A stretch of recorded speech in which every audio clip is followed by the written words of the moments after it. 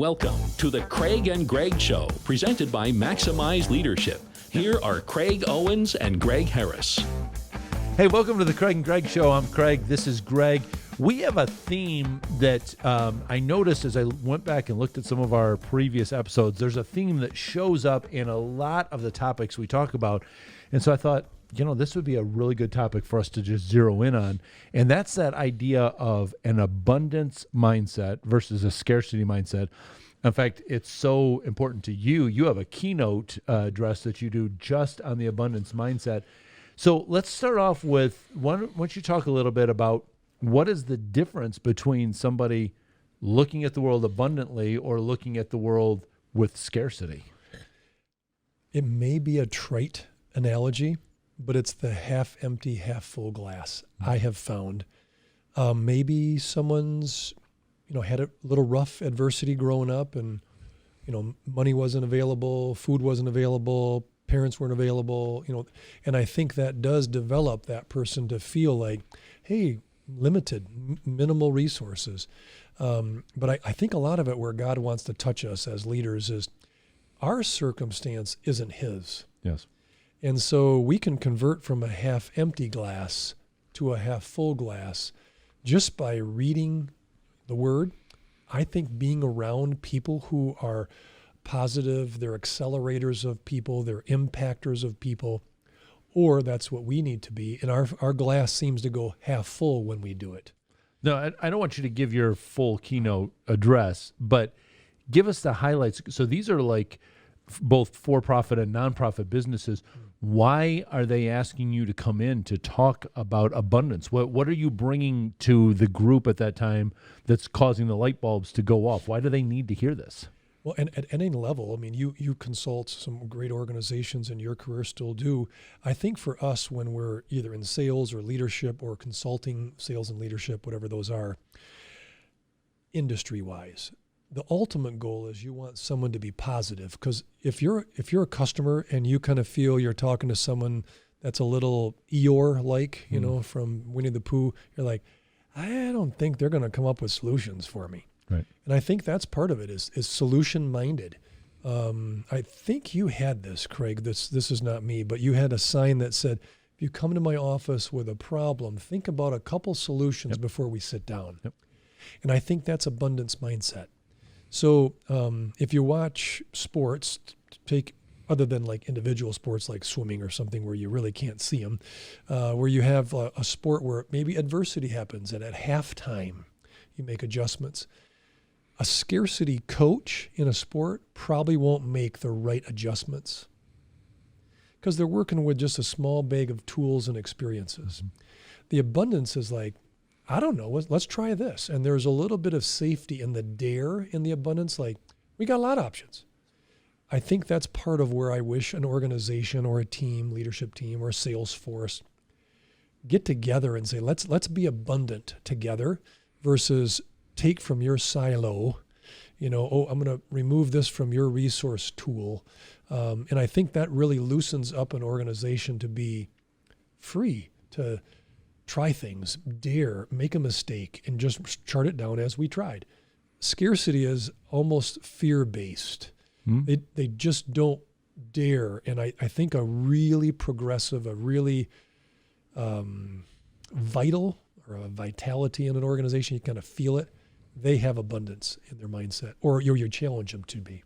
So do you, I don't know if you know this or not, but like for the people that invite you to come in to do the keynotes, is it because the leader is saying, I see a little bit of abundance and I want it to be more, or is it more of they're saying, I see a really scarcity mentality already in the organization and I need somebody to help open their eyes to it? The second one. Yep. The second one. So oftentimes if a leader is an abundant leader, they're doing some of the right things. They could, benefit from having you or me come in. Sure. But I think when someone sees the scarcity, the half empty, the maybe discouraged team, sales force, whatever it is, they're like, okay, this is not going to be sustainable and not a thriving company at some point. what I've learned at some points is there's usually one scarcity person that sort of changes the Kool-Aid. Absolutely. Want to speak to that? Yeah. Well, and it doesn't take much, No. the one person, because the one, to use your Eeyore thing, you only need one Eeyore, one scarcity person, and it pulls everybody down around them because they're like, I don't even know how to respond to what you just said. And like I've used this analogy before, that if I'm standing up on the table and somebody's down on the floor, it's a lot easier for them to pull me down than it is for me to pull them up. I'm probably not going to be able to pull them up to the table, but they could probably pull me down. And because there's a gravity that's working. And I think that's the natural pull of people to say, there's just not enough here. Woe is me. And that scarcity mindset comes in. I think the half empty glass, half full glass is kind of a picture of it. Another terminology we can play with here back and forth is positivity, negativity. It seems, well, you can take marketing, advertising. If someone has a poor experience, they'll tell 10 people as a number, just whatever it is. It could be wrong, but that's the analogy. If it's a great experience, they may tell one. Right. So our humanity is what we're fighting with this mindset. Absolutely. So it's an abundance or growth mindset versus a scarcity or settle mindset. And it's tough as a leader when you feel your team settling to just have your energy to say, okay, we're gonna move them. We need, and that's where you and I can help, is help an organization, a team, point out those things. Once in a while, you have to point out some tough things. Yeah. But that's harder for the internal person to see and deliver it. Much easier for you and me on the outside. If we care about the leader and their company or organization, nonprofit or for-profit, we might deliver a little harder news, but we were able to see it. Yes. I think it's harder when you're in it, as a leader. But yeah, the abundance is, it's attractive though.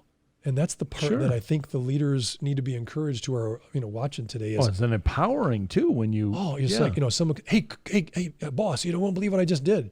Did you try something? It worked. Yeah. And it snowballs. Yep. If you're a heavy-handed scarcity boss leader, that's not together, the person's not going to come back and ask, what do you think? I made a mistake, but I tried. Right. Well, don't do that again. It's a waste of resources. Right. Well, then I won't try anything. Exactly. So I think the abundance mindset, and we've talked about it in church circles, is God really short of resources, or aren't they all His? Right. It's just how we let Him use it. Right. Because He gives us a little ownership, but ultimately it's His, whether it's money or time or talents and relationships, network. But it's important for us leaders. Absolutely. You've probably experienced this. In fact, I've experienced this so many times that I actually tell people up front, when I come in as a consultant, I will say, there's going to be a point in our relationship where you're not going to like me, because I'm going to keep pushing, I'm going to keep challenging. And the one thing that I usually have to push back on the most is, it's a very subtle scarcity thought, is when people are looking at, they say, okay, well, here's a change we need to make in the organization, and we can either do it this way or we can do it this way. And I say, really? There's only two options? You only have two things that you can do? Either, and sometimes it's either we can stick with what we've been doing and kind of grin and bear it, or we can make a change. There is more than two options available to you. And I've learned, Craig, the hard way, unfortunately. Like I've told you, I could maybe write a book on business success. I could write 3 books on, failure. I think the change is more than one option. Absolutely. So you need people around the table to think a little different, but not be scarcity or downers. Yep. Change agents is kind of what I've looked for. When you meet with a business or an organization, I'll ask one of the leaders, is there like someone in the troops that's sort of your change agent? They can be your spokesperson, and almost all of them can pick out at least one. Yep, absolutely. And you need them to be on board if you're going to go from, this is how we've always done it, but it's not going to work, to change. Well, change how, what, where. I think those change agents are really valuable, and they're your next leaders. Yep. Because people are listening to them. Well, and listen, this is what I would share with you, leaders. You might have a team that you normally meet with. Maybe it's the head of your different departments, and you say, kind of, this is my leadership team. That may not be the team that is going to unleash creativity and abundance in your organization. You want to, like Greg said, you want to identify some of these people that you see in their life. You see an abundance mindset already. You see that enthusiasm. Make a separate team to start saying, hey, let's generate some ideas. Let's brainstorm, or I love your word, let's heartstorm a little bit here. Get a dry erase board, get some big pads of paper. There are no wrong answers in that brainstorming session, that heartstorming.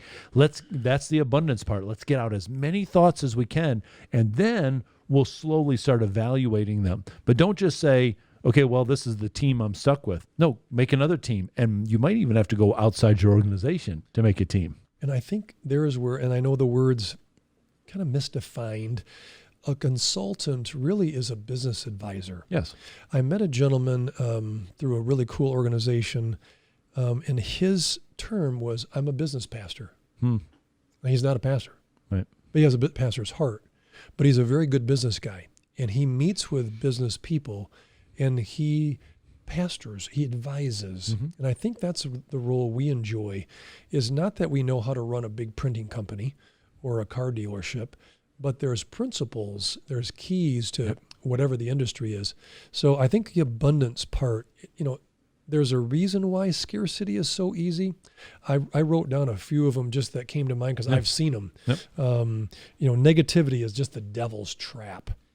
Fear of, being misunderstood, it not working, losing the job because you tried something, I think self-doubt, is, well, I got beat up in my last job for trying. I'll let someone else take the bullet. Right, absolutely. So they settle, or they keep their talents on the sidelines, So as leaders, we got to encourage them. Join the huddle, give your all. And that's kind of how people are found for promotions and so forth, and certainly fulfilling for them. I think lack of faith, like example, God's abundance, I don't know what I'm going to do this month. I'm short of money, God's just not blessing me, or whatever their excuse is. And I think that lack of faith is a biggie. Absolutely. Like believing, and I think probably the last one is discouragement, where maybe you bring up something on that easel and there's a few, chuckles about that idea, and you're like, I am not grabbing that marker again and going up to that board because I heard two of my cohorts, snickering about me. Yep. So we have to eliminate that, because that produces scarcity to me, and it really takes away from abundance. And it is a mindset. I think it starts in the heart, and it comes out, our thoughts and our actions. So as we consult and coach people, it's, get this right. So what's in here comes out right, and then what we do or say comes out right. Yep. Not perfect.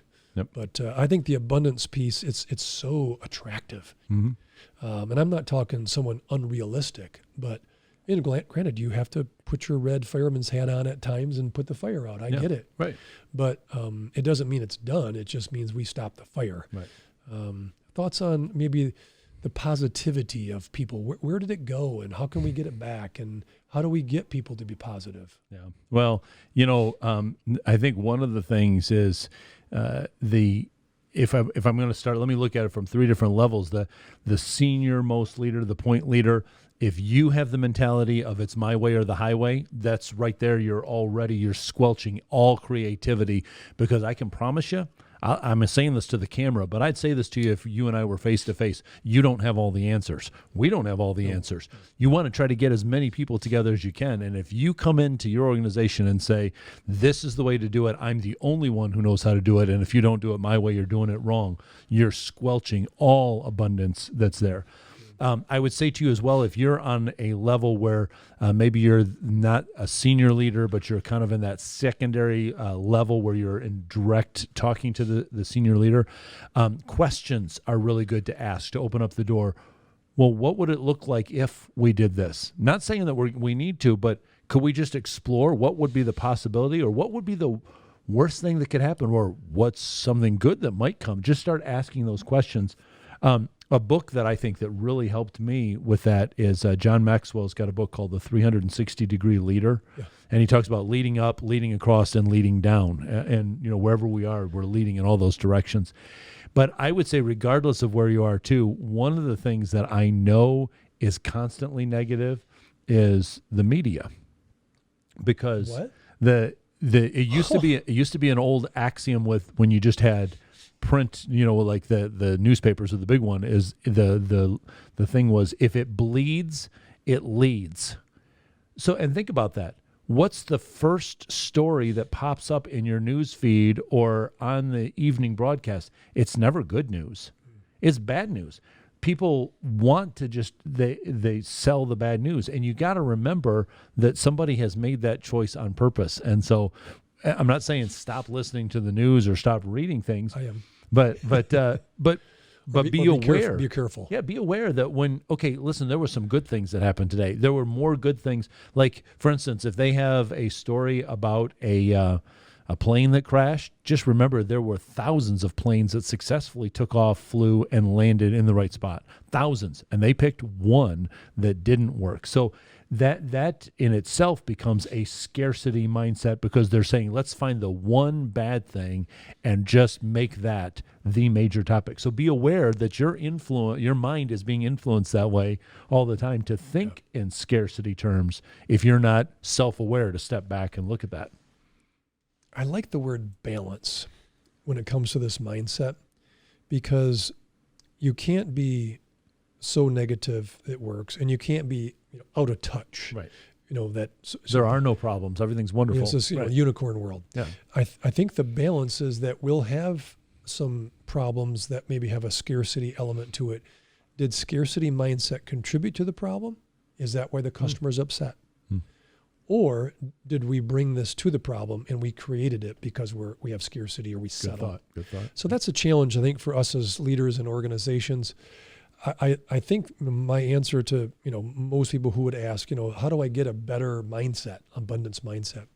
I think more positive things we ingest. Yes. The Bible, maybe a devotional, maybe it's a light, positive friends, a light story. But I think the key one is who you hang around. Yes. Yep. Who you hang around, and if they bring you down, I'm not talking life can't have sad moments or difficult moments, but if your group is a bunch of Eeyores, you'll have a heck of a time. Oh yeah, finding that abundance place. You walk away from that just like exhausted, totally defeated. And I think the other part is wasting time. Could be the media, could be. I'm not talking about like if someone enjoys taking a walk in nature and taking pictures. That's not a waste of time. That's excellent, because you take in, wow, the creator of all this, amazing. Yep. So you need to get out of that.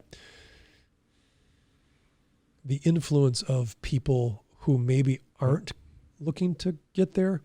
And I think as we put together leadership teams, that's where you find some leaders get tired because their team, their division, their department has got more scarcity. And I think that's the tough one.